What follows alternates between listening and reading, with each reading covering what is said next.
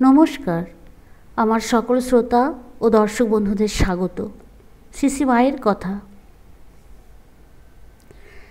একবার একটি ছেলে দারুণ গ্রীষ্মের রৌদ্রে আরামবাগ হইতে জয়রামবাটি রওনা হয়। সেখানে পৌঁছিতেই উপস্থিত ভক্তগণ তাহাকে বলেন, তুমি মাকে বড় কষ্ট দিয়েছ। তুমি রোদে রোদে আসছো বলে মা বলছিলেন তার শরীর তাপে জ্বলে যাচ্ছে। অতি অদ্ভুত কথা, কিন্তু বিশ্বজোড়া অনুভূতিতে কি আসিত, কী বা যাইত, তাহা আমরা জানি না। তবে তিনি একদিন বলিয়াছিলেন, আমার ছেলেমেয়েরা আমারই দেহের অংশ। এই দুর্বোধ্য কথাটা ছাড়িয়া দিলেও ইহা অস্বীকার করিবার জো নাই যে তিনি সত্যই তাহাদের নিজ গর্ভজাত সন্তানের ন্যায় অতি আপন ও একান্ত প্রাণের জিনিস বলিয়া মনে করিতেন। তাহার সন্তান যে জাতিরই হোক না কেন, সেই ঠাকুরের গণ, এবং তিনি তাহার ছোঁয়া খাইতে বা উচ্ছিষ্ট পরিষ্কার করিতে বা তাহার কল্যাণার্থে অপর যে কোনো নিয়ম ভঙ্গ করিতে এতটুকু দ্বিধা করেন নাই। ব্রাহ্মণ হইয়া তিনি কেন এরূপ করেন প্রশ্ন করিলে তিনি একজনকে বলিয়াছিলেন, ওদের অর্থাৎ ছেলে মেয়েদের জন্যে আমি সব করতে পারি। একদিন একটি নবাগত স্ত্রীলোক মার নিকট কিছু উপদেশ চাহিলে মা বলেন, আমি কিছুই জানি না মা, ঠাকুরের মুখে যা শুনেছি তা মা ঠাকুরের কথামৃত পড়ো, তাতেই সব উপদেশ পাবে। পরে একটি ভক্ত ছেলে মায়ের আশীর্বাদ চাহিলে মা বলিলেন, ঠাকুর তোমায় আশীর্বাদ করবেন বলিয়া তিনি মাথায় হাত দিয়া আশীর্বাদ করিলেন। আরেক দিন অপর একজনকে মা বলেন, আমি কি মা, ঠাকুরই সব, তোমরা ঠাকুরের কাছে এই বলো হাত জোর করিয়া ঠাকুরকে প্রণাম করিতে করিতে আমার আমৃত্যু যেন না আসে। অন্য একদিন শ্রীমা বলেন, আমাদের যা কিছু সবার মূল ঠাকুর, তিনিই আদর্শ। যা কিছু করো না কেন তাকে ধরে থাকলে কোনো বেচাল হবে না। এইরূপ একটি ভাব আমরা ঠাকুরের মধ্যেও দেখিতে পাই।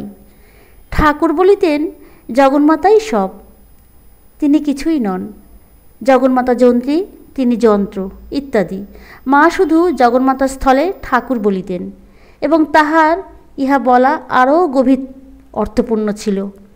তিনি এইভাবে শরণাগত জীবের নিকট যুগাবতার ঠাকুরকে প্রচার করিয়া তাহাকে আদর্শ ও পথ দেখাইয়া চলিয়াছেন, এবং এজন্য তিনি নিজেকে চাপিয়া ঢাকিয়া ঠাকুরের দ্বারাই অনুক্ষণ আবৃত হইয়া থাকিতে ভালোবাসিতেন। তথাপি তাহার একটি নিজস্ব বৈশিষ্ট্য ও ব্যক্তিত্ব ছিল, এবং এমন সব মুহূর্ত, বিষয় বা অবস্থা আসিয়াছে যখন তিনি তাহার ওই প্রিয় আবরণের কথা ভুলিয়া গিয়াছেন, ঠাকুরকে অতিক্রম করিয়াছেন এবং মুক্ত কণ্ঠে বলিয়াছেন, আমি সেই চিরপুরাতন আদ্যাশক্তি জগন্মাতা, জগৎকে কৃপা করিতে আবির্ভূত হইয়াছি, যুগে যুগে আসিয়াছি, আবার আসিব। একবার দক্ষিণেশ্বরে বাবুরাম মহারাজের পেটের অসুখ হওয়ায় মা তাহাকে মিছরির পানা খাইতে দিয়াছিলেন। তাহাতে ঠাকুর মাকে বলেন, ওদের যে সাধু হতে হবে, ওসব কী অভ্যাস করাচ্ছ। কিন্তু মা ঠাকুরের এই উপদেশ মানেন নাই। পরবর্তীকালে তিনি এই ত্যাগী ছেলেদের সম্পর্কেই একদিন দর্পের সঙ্গে বলিয়াছিলেন, আমার ছেলের, ঠাকুরের ছেলের খাবার কষ্ট হবে কেন? কখনোই হবে না। কেন ভালো খাবে না? যার আসক্তি সেই দুঃখ কষ্ট পাবে। জয়রামবাটিতে মার আত্মীয়গণ তাহাকে খুব জ্বালাতন করিতেন। তাহাতে মা বিরক্ত হইয়া মাঝে মাঝে এই রকমের দু একটি কথা বলিয়া ফেলিতেন। একদিন বলেন, দেখ, তোরা আমাকে বেশি জ্বালাতন করিস নে। এর ভেতর যিনি আছেন যদি একবার ফোঁস করেন তো ব্রহ্মা বিষ্ণু মহেশ্বর কারও সাধ্য নেই যে তোদের রক্ষা করে। আরেকদিন এইরূপ অবস্থাতেই মা তাহার একটি স্ত্রীভক্তকে বলেন, দেখো মা, আমি থাকতে কেউ আমাকে জানতে পারবে না, পরে বুঝবে সব। অন্য আরেক দিন মা বলেন, আমার জন্য তপস্যা করে ব্রহ্মা বিষ্ণু মহেশ্বর। আরও একদিন শ্রীমা বলেন, কত মুনি ঋষি আমাকে তপস্যা করেও পায় না, তোরা আমাকে পেয়ে হারালি। 1890 খ্রিস্টাব্দে মা যখন গয়ায় পিণ্ডদান করিতে গিয়াছিলেন, তখন তিনি বোধগয়ার সমৃদ্ধিশালী মঠ দেখিয়া ঠাকুরের নিকট কাঁদিয়া কাঁদিয়া প্রার্থনা করিয়াছিলেন, ঠাকুর, আমার ছেলেরা থাকতে পায় না, খেতে পায় না, দুয়ারে দুয়ারে ঘুরে বেড়াচ্ছে, তাদের তুমি অমনি একটি জায়গা করে দাও। এই কথা উল্লেখ করিয়া মা পরে বলিয়াছিলেন, তা ঠাকুরের ইচ্ছায় মঠটি হলো।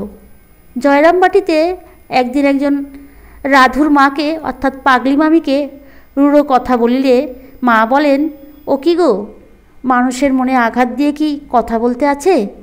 কথা সত্য হলেও অপ্রিয় কথা বলতে নেই, শেষে ওইরূপ স্বভাব হয়ে যায়। মানুষের চক্ষুলজ্জা ভেঙে গেলে আর মুখে আটকায় না। অন্য একদিন সীমা এ বিষয়েই বলেন, গোলাপের সত্য কথা বলতে বলতে চক্ষুলজ্জা ভেঙে গেল।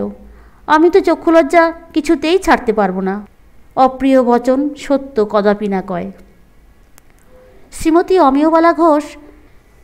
অমিয়বালা ঘোষ মজফ্ফরপুর হইতে মায়ের নিকট আসিয়া একদিন স্বপ্ন দেখেন যে মা তাহাকে মন্ত্র নিতে বলিতেছেন।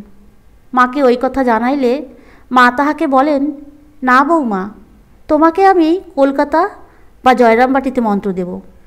কাশীতে মন্ত্র দিলে সদ্য মুক্ত হয়ে যাবে। মা কাশীতে কাহাকেও মন্ত্র দিতে চাহিতেন না। আজকের মায়ের কথা আলোচনা এখানেই শেষ করলাম। দেখা হবে আবার পরের ভিডিওতে। ভালো থাকবেন, সুস্থ থাকবেন।